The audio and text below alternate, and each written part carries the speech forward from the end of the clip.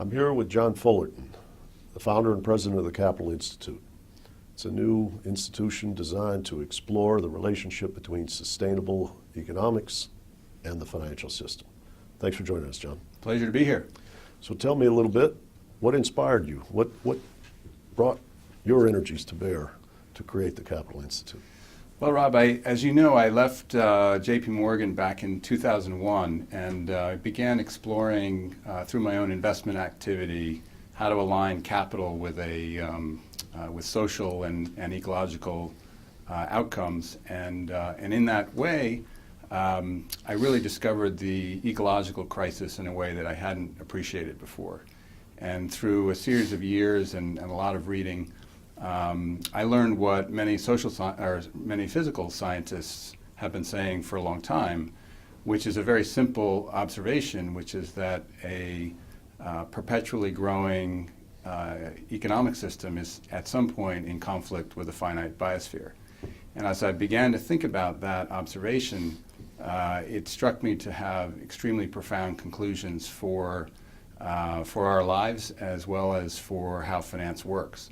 And that really led to the creation of Capital Institute, really to explore the implications of that observation. So you found that your current finance was aligned with an ecology that was headed towards the cliffs. Yeah, I learned that a lot of what we practice in finance, through no ill intent, this is unrelated to the financial crisis and the ethical challenges of the financial system, but that the system itself is designed to propel growth in the economic system with no regard to the physical boundaries of the planet and with little regard to the social criteria or social constraints of human well-being. And so it struck me that a lot of the symptoms that we talk about, climate change being obviously on the top of everyone's agenda, but ecosystem degradation, soil degradation, biodiversity loss, all of these issues are symptoms of an economic system that is essentially bumping into the boundaries of the biosphere.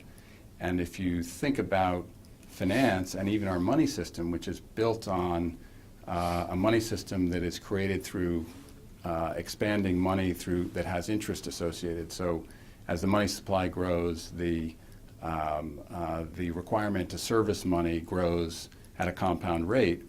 That forces at a systemic level the economy to continue growing, which if the economy is linked to material throughput, eventually creates this conflict with the boundaries of the biosphere. Mm-hmm. So it's been a very sort of profound realization, and what I've discovered is that there are an increasing amount of people thinking about this question, but it's very much outside the conventional halls of economics. Mm-hmm. and very much new economic thinking.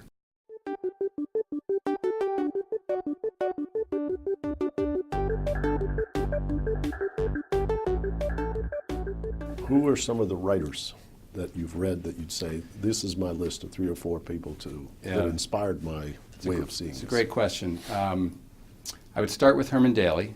Many people know of Herman Daly's work on and there's a field now called ecological economics. I'd say that's probably the most important piece. He was he followed in the footsteps of Kenneth Boulding mm-hmm. and Georgescu-Roegen. Mm-hmm. More recent academics that are addressing this issue, if I had to pick one, it would probably be Tim Jackson. Tim did the work for the UK government on prosperity without growth. It's actually turned into a book now called Prosperity Without Growth, but he really questioned the idea that perpetual growth is our path to well-being. And initially, I think it was not well received by the UK government, but ultimately, it was very well received. And then the financial crisis hit, and new priorities came in. So I'm not sure quite where that stands now.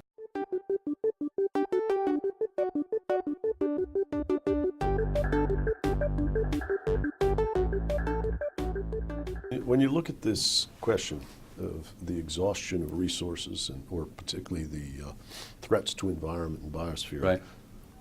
using existing methods of production, Right. of transforming and creating goods. It seems to me that the advent or the acceleration of growth in the developing countries with large populations, most people point to India, China, Brazil, Indonesia, brings forward in time these contradictions that you're exploring. Yeah, absolutely. It's accelerating at breakneck speed, and of course that introduces a whole nother dimension to this, which is an ethical dimension. If one accepts that there's a finite space within which to operate the economic system, obviously the usage of the biosphere is now slanted heavily toward the north. The United States has an ecological footprint of twice Western Europe, much less the developing world. And so if there is a finite limit, and of course this, another book I'd throw out is the Limits to Growth work that was sponsored by the Club of Rome back initially in the 70s. There's a book called The Limits to Growth, a 30-year update, which was written in the 90s, which essentially validated a lot of the ideas that were originally written in the 70s. So if this is a scientific reality, which from the work I've done and the people I've spoken to and the books I've read, it appears to be that it is, then we have a very tricky allocation challenge because we can no longer rely on growth driving sort of all boats being lifted, tide lifting all boats, but we have a much more complicated equity allocation problem to challenge, and how one does that is obviously a really complicated question. Sure. I mean, you look at, say, China, the average standard of living is a small fraction of that in the United States. Right. And yet after this crisis, even in the papers of the last couple of days, people are saying the Chinese should have their exchange rate appreciate, a depressing influence on their, their system and their economic strategy of export-led growth in order to help the United States get out of a rut. But if you're saying this is not a what you might call a win-win game, but one has to distribute growth and consumption of finite resources so as not to exhaust the biosphere, it raises another dimension of trade-off, another dimension of challenge for... Absolutely right. And I think, in fact, it's interesting, you know, China, one of the, I remember I was at an annual meeting of a hedge fund I'm invested in, and they had a speaker come talk about China. This is probably early 2000s. And he showed that if China moved to, I think it was half the energy consumption per capita that South Korea was at the time, that they would require annual production that exceeded OPEC's current production.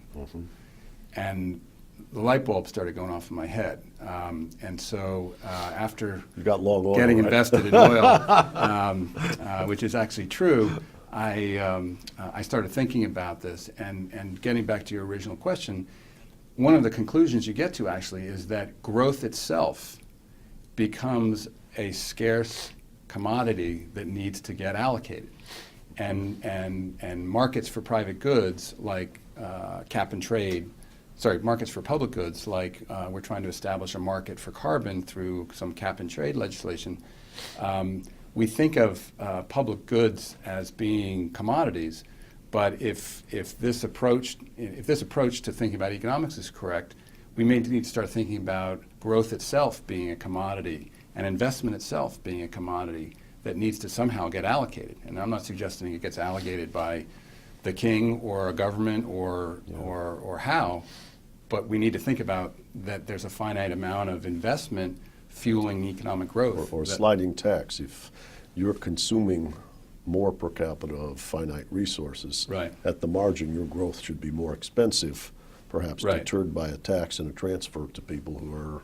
Or we need to get into a question of the quality of growth. So not all growth is created equal. And certainly if there were feedbacks in the system that encouraged low material throughput growth, such as the information economy. I mean, The exciting thing is we're actually on our way to doing this, just nowhere near fast enough. But generating growth in low material throughput activity is what needs to happen, as opposed to just any kind of growth for the sake of growth. Yeah, I like that. You know, you're like a founding father like Thomas Jefferson. And your declaration of dependence, as opposed to declaration That's of right, independence, yeah. is not all growth is created equal. That's right. All that's men right. are created equal, but not all growth.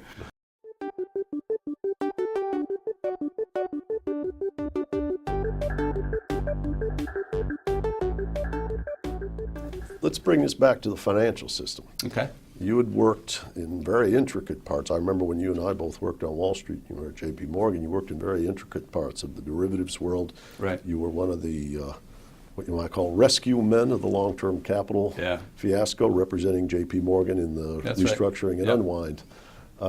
When you emerge with all of that, what you might call micro financial sophistication, you come up on deck and you look at these problems. How can you imagine the financial system being structured in a way that helps align these incentives, helps move things onto a positive trajectory that respects these biological and resource limits? Well, that's the purpose of the Capital Institute, is to try to get at that exact question. And I think we've made some good progress in the year that we've been at it. I think the first thing is to step back and reframe how we think about finance. And an area of study that has been incredibly influential to me and in my work and in our work now is to think of the financial system as a subsystem of the economy, and to understand the economy as a subsystem or integral to the system called the biosphere. So we don't have an environment over here and an economy over here and a financial system over there. They're all really one system. And so essentially we're learning from the field of natural systems, the field of ecology, to understand economics, and through that the role of finance, as being integral to the same system. So it's a holistic approach to thinking about the question that you asked. This is in complete conflict with how we've all been taught to think since the Enlightenment, which has essentially been a reductionist, simplify complicated problems into understandable pieces. And of course, the analogy I like to use is now healthcare or medicine.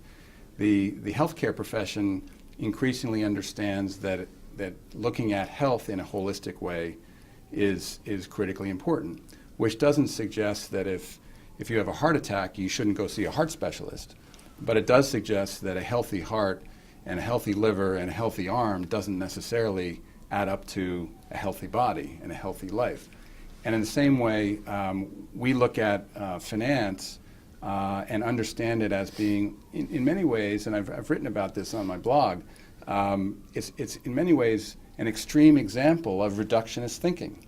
And the work that I spent 15 years doing in derivatives and securitization is applying reductionist thinking to finance and breaking risks into component parts, separating them on different desks, managing them in their individual pieces, and then through securitization, reassembling pieces of risk into a product that can then be packaged and sold in the marketplace, as opposed to thinking of the function of finance more holistically, and understanding that if we have all this derivative risk here and isolated in this book, but that book is connected with the counterparty risk of that book, and if that guy goes bankrupt, the whole thing is connected into one, and presto, look what happened. And by the way, this is the same thing that happened with long-term capital. The reason all the banks bailed out long-term capital is because they were all connected to it through this counterparty risk. And so it's in many ways the exact same lesson that we had to learn much more painfully over the past couple of years, and are still learning.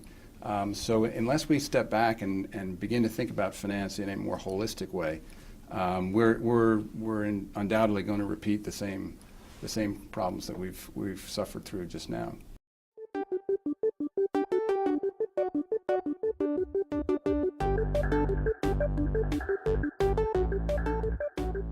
Yeah, it's a bit like the notion that you can move risk off your book doesn't mean it moves to Mars. Right. It's just closed redistributed system. within the system. Yeah. And then lo and behold, when the music stops, Right. we find out where it was concentrated. And that can have network and contagion implications of its own through counterparty Absolutely. transmission. But those effects not only bring down the financial system, but to the extent capital is misallocated. In many ways, I'm starting to talk about, if you think about the growth of the capital markets in your and my career, I don't know the numbers on this, but they've displaced the credit bank markets as being the dominant flow of funds. Yeah. And I imagine when you and I started, the bank credit markets were the dominant source of capital, yeah. right? So, and that was driven because of a drive for efficiency. Capital markets are immeasurably more efficient in terms of allocating capital efficiently, quickly, across borders, and at lower cost than the cumbersome bank credit markets. And that's consistent with how economics works. We drive things toward efficiency. Well, one of the insights that I've gleaned from understanding natural science and particularly complexity science is that sustainable systems actually don't optimize for efficiency. They actually are required to balance efficiency with resiliency. Mm-hmm. So we've designed a system to maximize efficiency through, first, the growth of capital markets, second, the growth of derivatives and securitization, and then, lo and behold, we find out that the whole system became brittle and broke. And so I think the answer to, a sustainable financial system is to get back into balance with this efficiency and resiliency, much more in balance, which will have a cost to it. Yeah, some international trade theorists have talked about multi-region production. Right. And the chains of dependency throughout the network and how a small glitch in one place can bring everything down, like a set of dominoes. Yeah. And Barry Lynn, who wrote the book Cornered, has talked about this in much of his recent work. Yeah, if you look at, say, a Walmart business model and their dependency on fossil fuel-based transportation, think of how dependent the global economy, certainly in the United States, but increasingly in many countries, is on accessing goods at Walmart. And so the whole idea of a global supply chain is a efficiency-driven idea, but it isn't particularly resilient.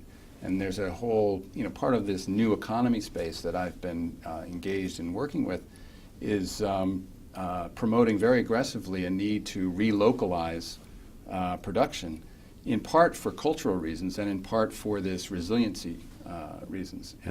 So I was watching Chris Hedges the other night on television. Is that he right? was talking about living in New Jersey, and every time he goes to the grocery store, everything comes from Northern California. Exactly. And he just said, well, I hope it keeps on coming. Yeah. Because it's pretty hard in the short run, Well, in the wintertime in New Jersey, to grow farmland. Well, one of my projects, I'm invested in a sustainable organic agriculture business in Virginia. Mm-hmm. So we have a highly energy efficient greenhouse growing organic vegetables, primarily heirloom tomatoes, in Virginia, so that they don't have to be shipped across the country from California. Yeah. So that's sort of an So now example. I know what place to raid in the winter when I get hungry if it breaks down. Yeah.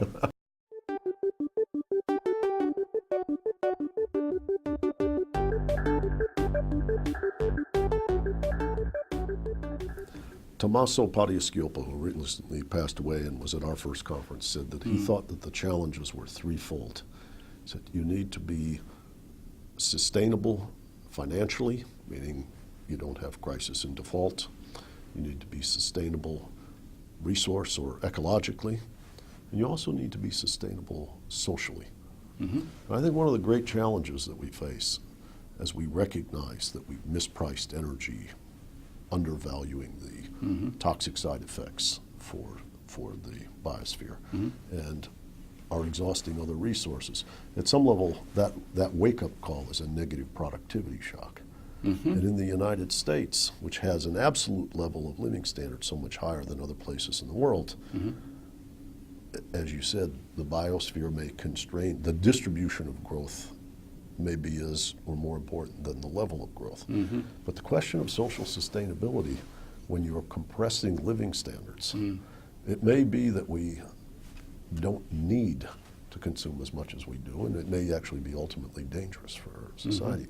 But moving us from here to there, moving people to accepting and feel good about a life which is a lower standard of consumption or whatever habits they're used to.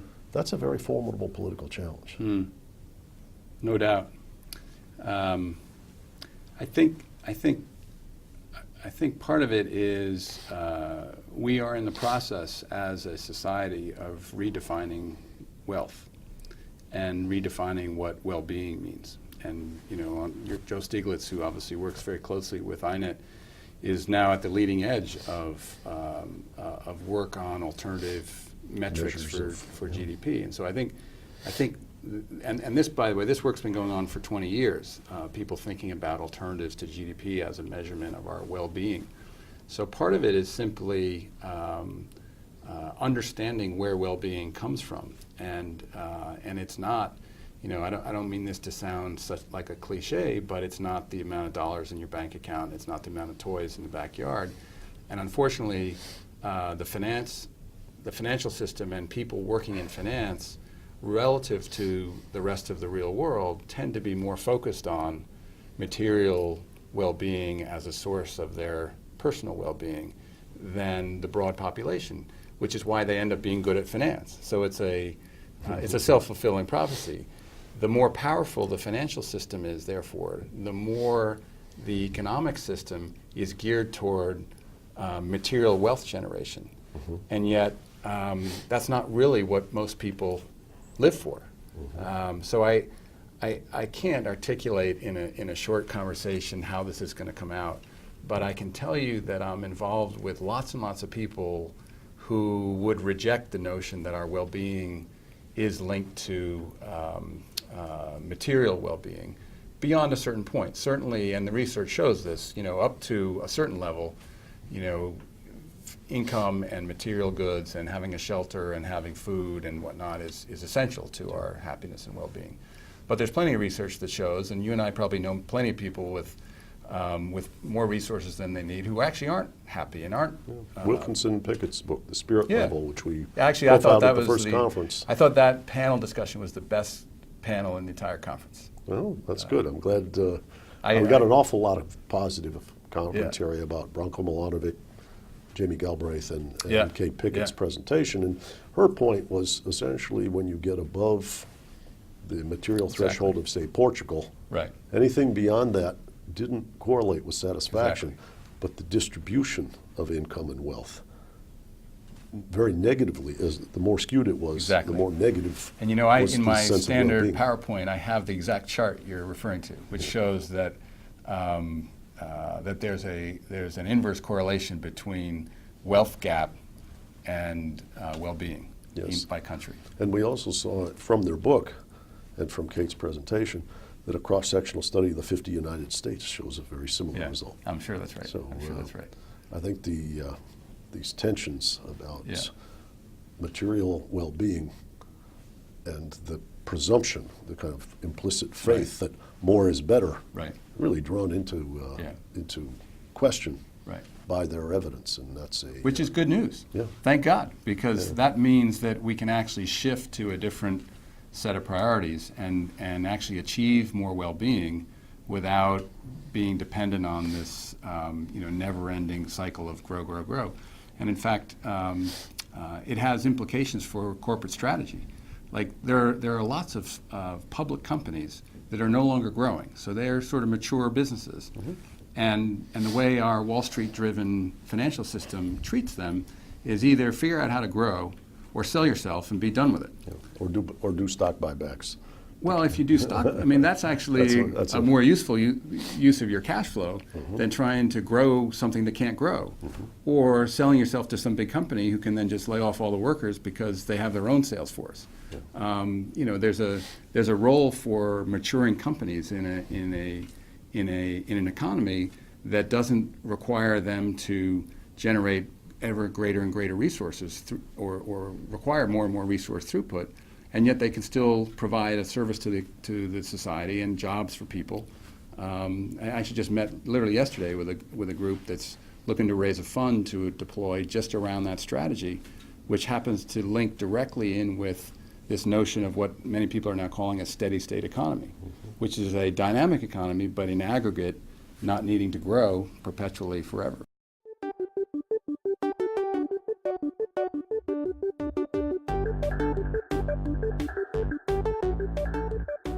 Well, I wish your work had advanced and their fund had been established before all my friends growing up had to leave Detroit. Fair point. Yeah. Those were mature companies, and they got well, but sliced Detroit's a and really diced and interesting. shredded. I'm glad you raised Detroit, Rob, because Detroit is a perfect example of a reductionist planning approach to a local economy.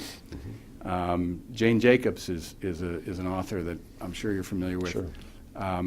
Detroit, in a sense, did it all wrong. They focused their entire local economy on one industry, Right. And when that industry ran into trouble, the All whole the thing local came service down. businesses and We're all so-called dependent on it, non-traded right. goods that were local all went down with Exactly. it because they starved with the big beast. Yeah. Contrast that with how a natural ecosystem is organized, with immense diversity locally, so that it all sort of works in a coherent ecosystem. And Jane Jacobs talks about import replacement as a strategy to build resilient local economies. These are some of the ideas that I think we need to figure out how to get the financial system to fuel, as opposed to the financial system fueling short-term speculative trading type ideas that inherently are adding no real wealth creation to society, and in many ways serve as an externality to a system that's got really important business to take care of. Yeah, somebody said to me recently, a third of our Ivy League graduates are going into the repackaging business. Right. Still? I would have thought it's down from that by now, but That's because everything else is down too. Yeah, right. Yeah, at least they're getting jobs. Right? Yeah.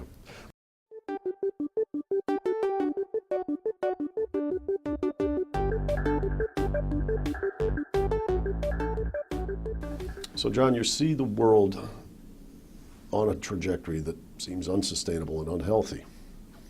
And for old guys like you and me, we might make it to the finish line. But the younger people are the ones that will inherit this off-course spaceship called planet Earth. What advice would you give to young people? How can they join you? How can they help define that healthy trajectory that we all want to be on? How can they invest themselves? What kind of things should they study? These are great questions. I actually am I'm very hopeful, because the young people I talk to about this totally get it. They are not trapped in the paradigm of growth forever, material well-being as a source to our happiness, and they're incredibly tuned into the ecological crisis in a way that our generation simply is not. And I think it's affecting our kids' generation very profoundly, and not always in a good way. I just heard the other day something like 10% of kids in college suffer from all kinds of psychological despair, and so I think the culture that we've created is affecting our kids, and yet at the same time, I think they are in many ways light years ahead of us old folks in terms of, at a very intuitive level, gut instinct level, understanding this. And so when I go and speak with college students and graduate students, they look at me like, duh. They don't look at me like I'm here with some radical new idea. They look at me like, duh.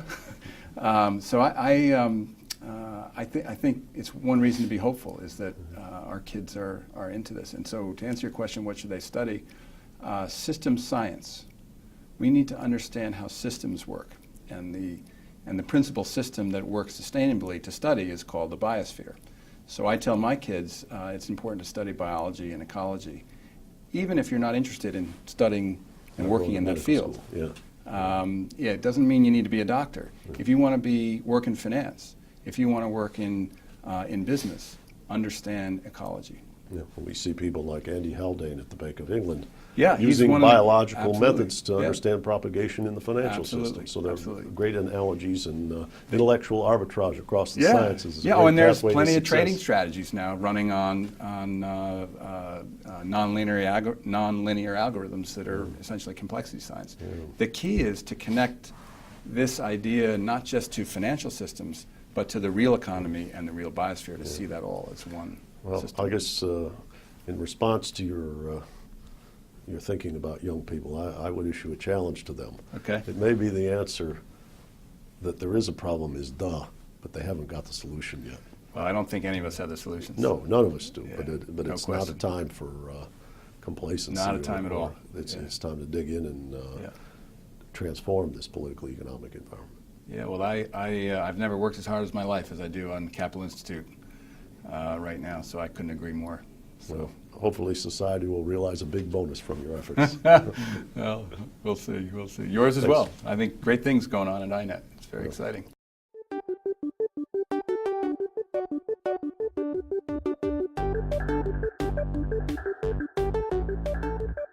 Last thought I have is kind of a challenge question for Okay. you, which is I like challenges. you and I talk about this vision that recognizes the ecological limits. And we talk as though, how would I say, it's a very different vision than the trajectory society's been on. Right, At the same time, most people are telling you Washington's broken. right.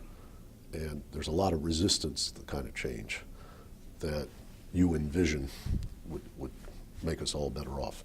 How are we going to get from here to there? What's the political economy of the transition to a sustainable economy? Well, you're the expert at this, Rob, so that's why you're on my That's why board. I'm asking you. I do have a theory, and I don't have it worked out yet, but I am working toward it. I agree with you that Washington is broken, and I have little expertise or patience in sort of wrestling with that world. So I've chosen sort of to ignore it. And I come to a question, one of the questions that I've been wrestling with for years now, which is what's the purpose of capital? And I think capital, financial capital, has a purpose in a sustainable economic system beyond using capital to make money, to have more money. And if you think of the economic system as an ecosystem,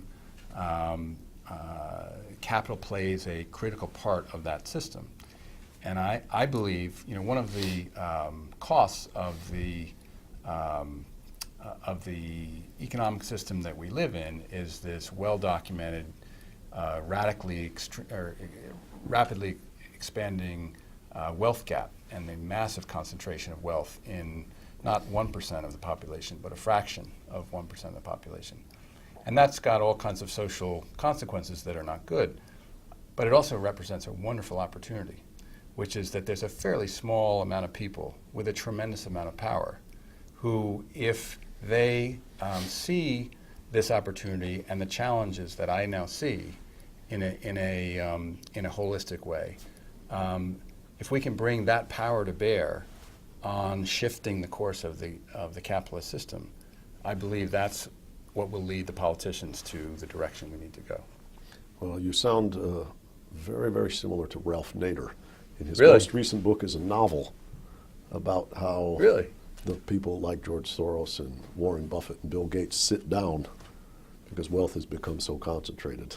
Interesting. And they impose a healthy rationality Yeah. onto a dysfunctional society. So, how would I say? Ralph Nader was at the vanguard in the 60s and 70s. That's interesting. And, I didn't know that. And you're arriving at the same place in your imagination now. So, anyway, thanks for being with us. Thanks for having me, Rob. Pleasure Best to of see luck. you. Yep.